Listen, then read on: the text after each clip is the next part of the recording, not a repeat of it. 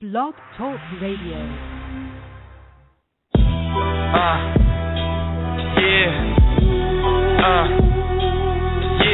Imagine a place in your mind, feel the vertigo. Standing next to angels, maybe devils wearing halos. You can be anything, your mind can take you around the globe. This world is yours, it's Urban Fiction News Radio.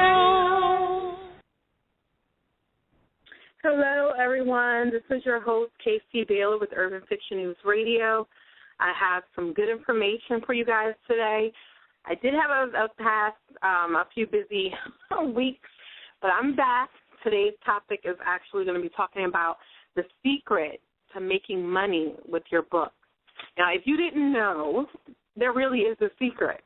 And a lot of people, it's like a secret, but it's hidden in plain sight. And sometimes that is the best kept secret because it's out there, it's visible. People pass it, but they really don't pay attention to it. The topic of this show today is really important for me for a few reasons. The first, obviously, is because I want to make money. Who doesn't, right? But I've been doing some intense research, and my research has been so intense that it's been taking up a lot of my time lately. But I've been basically researching on different indie authors or self-published authors, that have been making their way in the industry. They've been making money. They've been becoming successful at writing. And when I say successful, I do not necessarily mean having your name in lights. I don't mean like E.L. James, who wrote 50 Shades of Grey type of famous, but I mean successful in a way that they are making they're making money. They're making literally life-changing income every month from their writing. So this basically has caused me to want to know what is it that they're doing, because as you all know, I'm a writer, and because I'm a writer, I want to make money from home. I want to be able to take on writing as a full-time gig and make it work for me. I'm also one of these people who love to control my work. And because I love controlling my own work, I find it difficult to work with publishers, and I find it difficult to work with people who may not see your vision the way you see your vision, or they may not be able to take your vision to the level that you may, need it to go. And because I'm kind of a control freak in that sense when it comes to my creativity and my work, I would much rather be an indie publisher or a self-publisher in that respect. But let's get down to the nitty-gritty of what we're going to be talking about. So what have I learned from my research? Basically, one of the most important things I've learned, and this is one of the secrets that is hidden in plain sight, people, is in order for you to make money is not just enough for you to write one fabulous book and then just sit around and let that fabulous book you think it's going to make that fabulous book is going to make you your money, and that's actually not necessarily the truth. Now, here's the thing.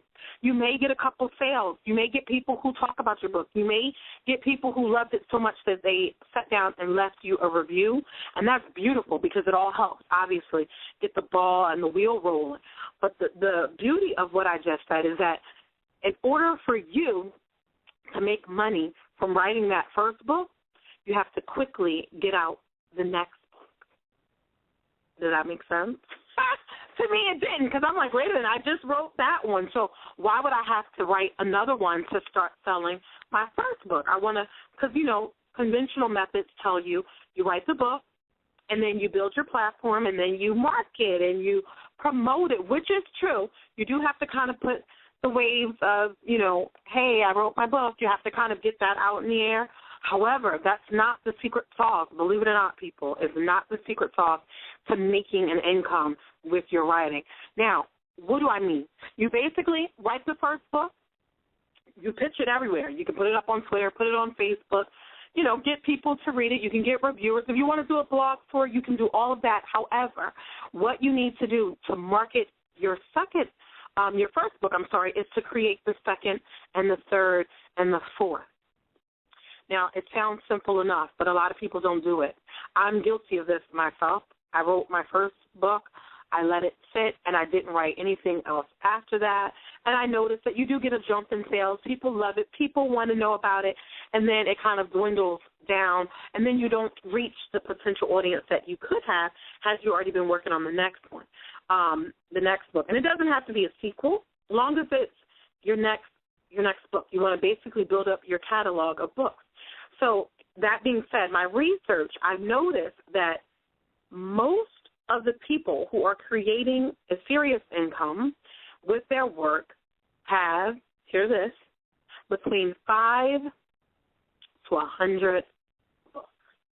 And when I say 100 books, I'm going to be fair and say the people who have the 100 books are not writing full-length novels. A lot of them are writing short fiction. A short fiction can range between what I consider short fiction. It can range between 3,000 words all the way up to about, I would say roughly about between 15, 25, upwards of about 50,000 words. That can be kind of like a novella, if you will, 50,000 words anyway. However, when you do that, the more books you have in your arsenal, in your catalog of writing, the more opportunities for people to buy your work, which means you're increasing your income potential exponentially. You're giving yourself an option to have that much income coming in. Now, if you have 100 books, great. Why? Because you can, if you're one of the people who like the 99-cent pricing model, that's good. If you're one of the people who price it, above the 99 cent, if you go $1.99, $2.99, however much you'd like to go, the benefit and the best thing about it is the more books you have, the more potential sales you have. I learned this myself, and my research has led me to basically come up with a strategy that I have been working on. I have been writing up under a pen name. I've been writing a couple of different short stories. And so far, I have posted in my research, I've posted 5 short stories. Of the 5, and I just basically, the first one I did at the end of April, and the second, third, and fourth have all been close to the end of this month, the end of May. That being said, I've already gotten, which is, drum roll please, I've already gotten a little over 40 sales, and you might think, okay, that's not super huge. However, it's proving one thing. It's proving that I'm building my catalog, and as a result of that, I am getting sales. Some people might not like my first little story, but then the ones who like my second and third are clicking and buying more of that, and then it's bringing notoriety. The more you have, the more attention it gets your backlog of work. So other books that you've written, people will start searching those out if they like it. My little 40 sales may not sound like a lot, but I would say in under a month, from my research, a lot of people haven't even gotten 7 sales. That's like, people are like thinking that's a huge milestone if you can get at least 7 downloads off of your story with, under a month. Now, that really being said, I've only just posted up the last 4 short stories within the last week and a half. What I'm trying to do, people, is I'm trying to basically create a catalog of books. I try to do 1 short story a day. If I think they're going to be roughly between 3,500 or so words, then I try to do 1 a day. If I can't, I try to at least do 1 every 2 days because I want to build up my catalog as quickly as possible. Now, another thing that I'm learning that a lot of successful writers are doing, they're not spending a whole heap of time marketing their work. They basically create a story, they put it up.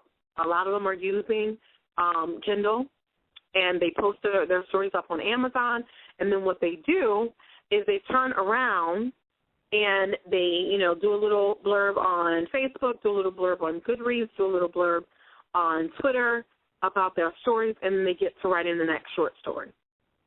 This method has shown so much potential that I'm emulating that, and I'm copying it, and I'm seeing the results from it. So I do see that it has been working. I'm not just telling you to try something that I'm not willing to give a try.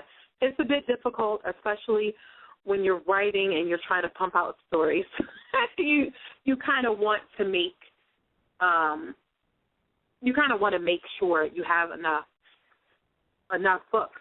What I'm going to do is I'm going to invite a caller with the 773 area code on, see what we have to say. Hello, caller. Hi. Hi. How are you? Good. How are you? Can you introduce yourself? Yes. For those of you who do not know me, my name is Levon, author of Girlfriends. Oh, my goodness. This is girly. I call her girly, people. This is Levon, and she is one of my girls.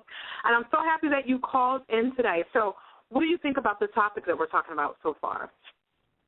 I love the topic, and you have some great ideas for those of us who are looking to continually generate income from our work. So you made some good points on the fact that you have to keep writing and keep putting things out and adding to your catalog, because if you only have one book, someone may, tell a friend or a coworker or something like that, but the more work you have, it pretty much speaks for itself, especially if you're putting out quality work.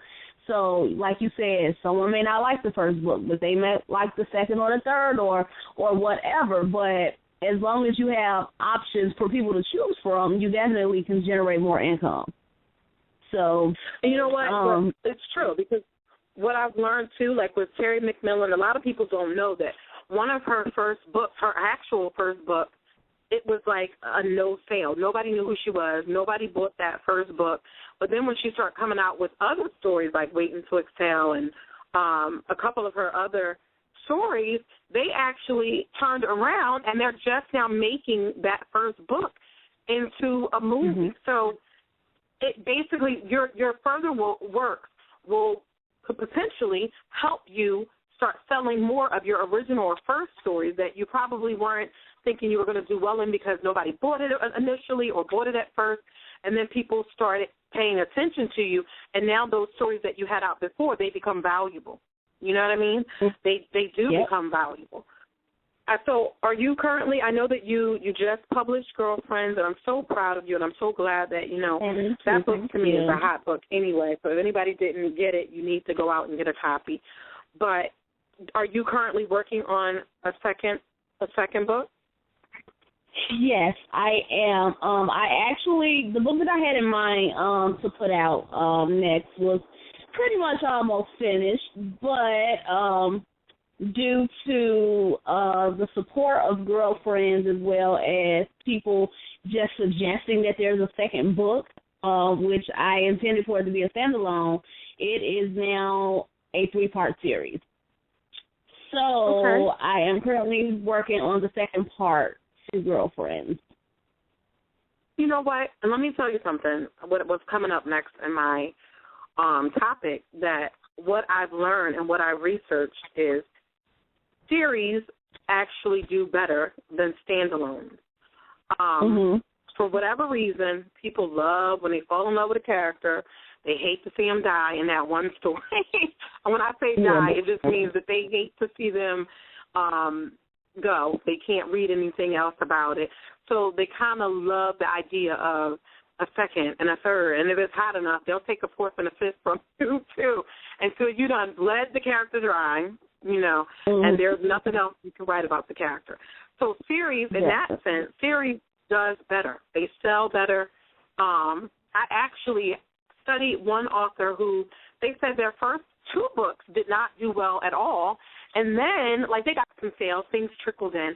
But then the magic came when they released a 4-book series, short stories, all at one time.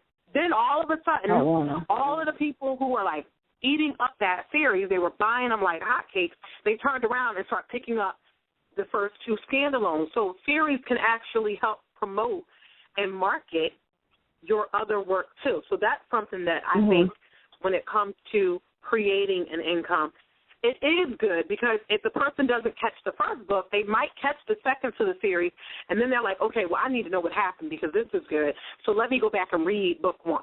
You know what I mean? So that can basically help boost your sales as well. It's incredible to me how many people don't realize it. That series, creating a second book or keep writing. Keep your books constantly coming to where people have such a smorgasbord of options that it literally promotes and markets yourself. Definitely. Because I swear I had no intention of doing it. Like, why do you want another one? Like, and I'm not saying that, like it wasn't good, but it's like, I thought I gave you enough right here that you should be just okay, So, yeah. So that's what I'm currently doing now. Maybe they know that. They saw that secret in plain sight and said series do better than standalone. Yeah. So that's something that, it's basically going to benefit your book anyway. It might be a little difficult if you didn't have that thought to write a series, but once you get the ball rolling and you kind of get the juices rolling, then it will be beneficial to your overall sales and things like that. Right. So I think that it'll help you. It'll be difficult, but it will help you. Definitely. It has been trying. But it's working out. It definitely well, you know what? We're is. gonna thank you for calling. I'm gonna play a quick song. When we come back, we'll continue the discussion. I do want to thank you, Levon, for giving us the call. Enjoy this next song. No problem. All right. All right then.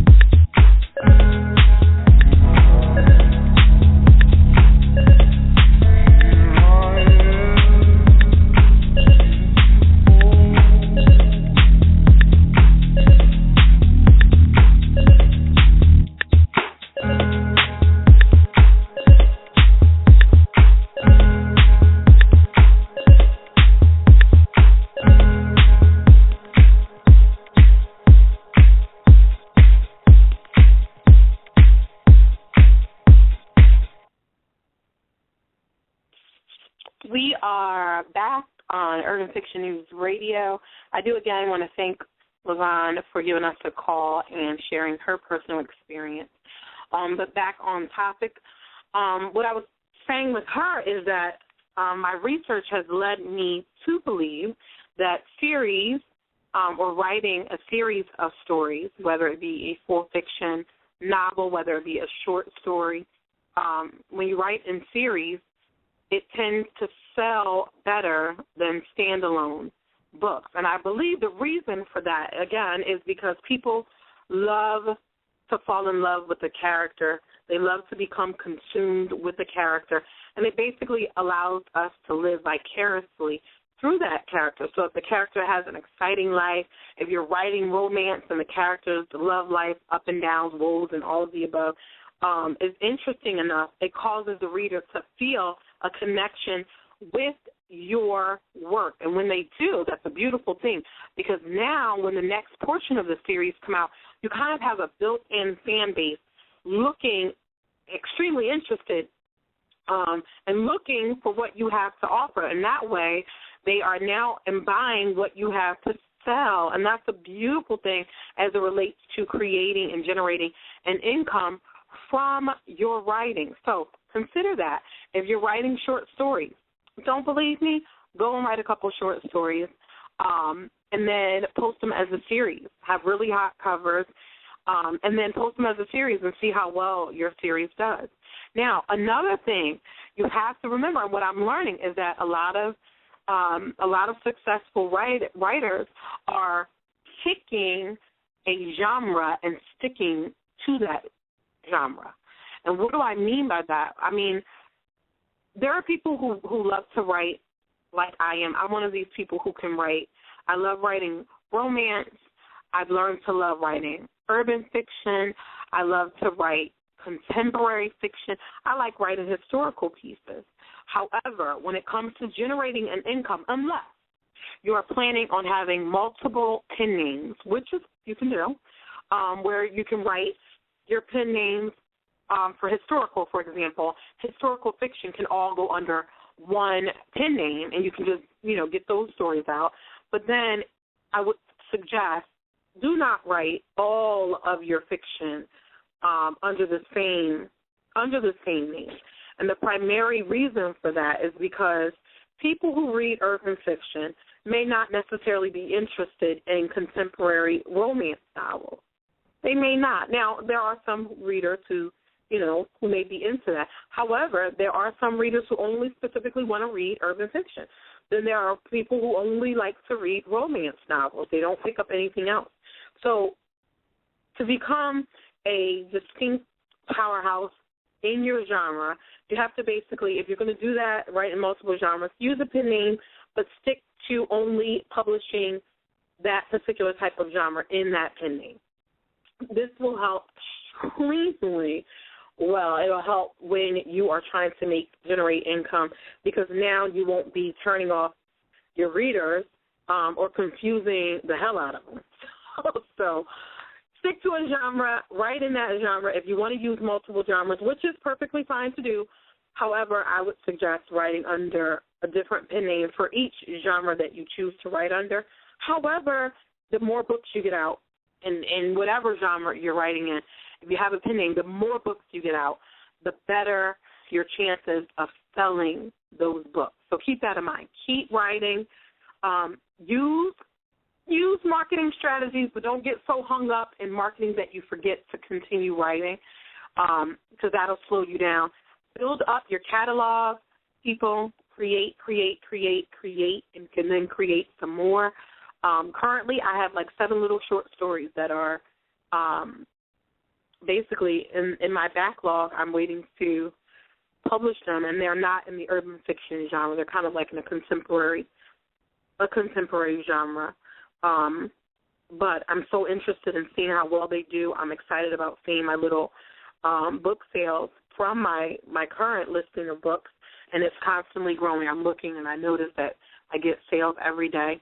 And then I'm noticing also the more you create, what I would suggest as well, is the more you create and the more stories you create, when you see that you have a higher sales ranking under a specific type of story. Then, for example, if you notice that your monster stories does better than your urban, for example, then you want to stick to writing little monster short stories. Why? Because that'll be your bread and butter stories. That'll be the stories that kind of carry everything else. So whatever you notice that you get more sales in, those are the books that you should continue to write, the short stories. I'm saying short stories, but you can make it full-length, feature-length novels. It's up to you how you like to do that. But the more you write in that particular type of story, then the more people will you'll brand yourself, and the more people will come back to buy it. Another thing that I'm noticing as well, take it seriously. Use it as a job. Writing, it can be a very intense experience. It's very rewarding if you are naturally a writer, if you've been given the gift of writing. It can be naturally rewarding. However, that isn't to say that it can't be on days when you don't feel like writing. You kind of have to force yourself to. You have to put yourself in a mindset that, okay, I'm going to write 1,000 words a day, and I'm going to stick to it. And when you do, stay away from the Internet, people. I'm saying this, and I'm emphasizing it because I'm a multitasker. So I can be writing a story, then I'll click through, visit Facebook, I'll click through music, I'll click through, I'll be everywhere. I'll be checking my stats, I'll be checking my emails, and then I'll get back to writing. And it can slow you down, especially if it's a type of book that you're not really familiar with writing or you have to research and things. But to stick to a specific focused amount of writing, you have to kind of give yourself a set time where this is the amount of time I'm giving myself, this is the amount of words I'm giving myself, this is my deadline for it, and treat it like you would treat a job. That way you'll stay on track, you'll get those books out. And then what I would also suggest, do not publish your first draft. I can't even say that enough. Do not hit the finish button or type your last sentence and then hit publish. Don't screw yourself that way. And I can say that because there have been plenty of times in one of my short stories where I would go back and I would read it and I'm like, oh, my God, I didn't put that. And then, but the beautiful thing, though, about Kindle is that you can do that. That can happen. But then it's so gracious enough that it allows for you to go back, edit your stuff, and then you can repost it. I personally think working with a professional editor is great and it's all good. But before you even do that, a lot of errors that are simple can be fixed by simply proofreading your work. We're at the end of our show, and it's been so fun talking with you guys. I think I'm going to let this be a part of a series because there's still so much to discuss on the topic. If you want to know more, please follow. Or you can also go visit www.urbanfictionnews.com. Visit me there. I am also writing on the topic as well. Enjoy the rest of your night and have a happy weekend, people.